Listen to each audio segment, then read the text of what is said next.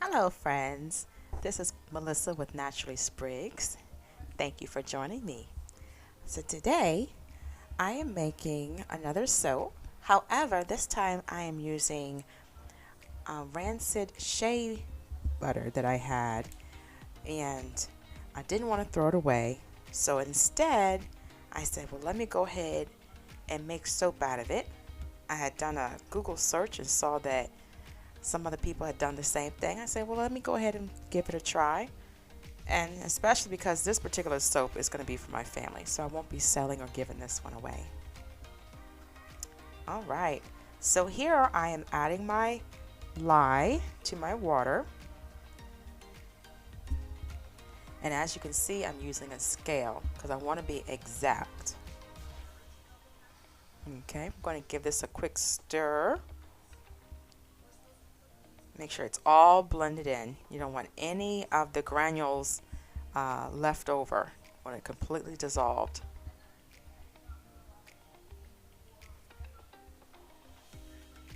And as I'm stirring it, it's getting very hot. This gets up close to 200 degrees, so you have to be very careful. Alrighty. So it's had some time to set and cool down. So next thing I'm going to do is add some sodium lactate, which is naturally derived from beets or corn. And what it does is it creates a harder bar. So, alrighty. So I'm adding my colorant to the Rancid shea butter and the coconut oil that I had already placed in here.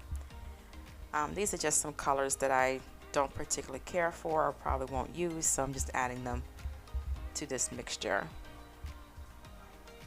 And these are micas, by the way, is what they're called.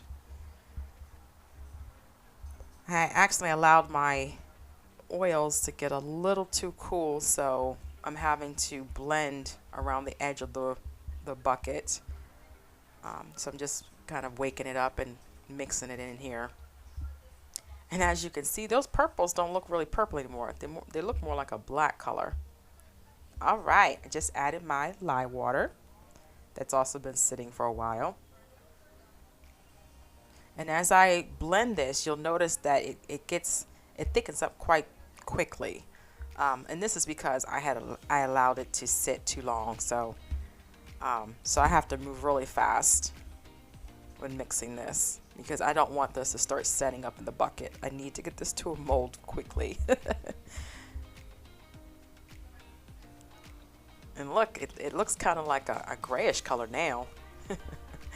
I just added my fragrance to the soap. I use peppermint, which something that I particularly need, especially in the morning, to help wake me up. So it's a very energizing scent.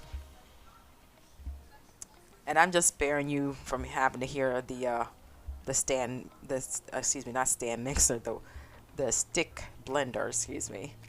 So now I'm just scraping all the extra soap off, putting it back into the bucket, because we don't like to waste here.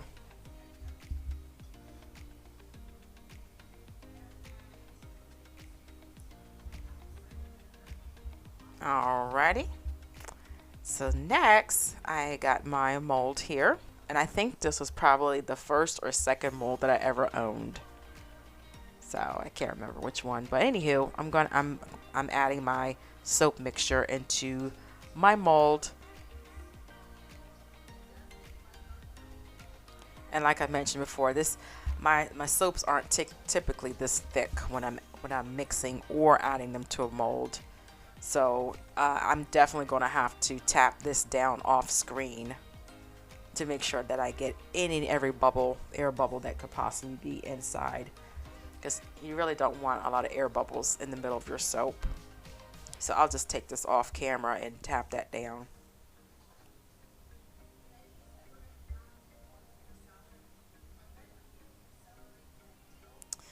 So, and that's pretty much it. I'm gonna let this sit for a couple days, and then I'll take it out the mold, and then I'll cut it. So Um, I love making my own soaps, and I love selling and giving them away.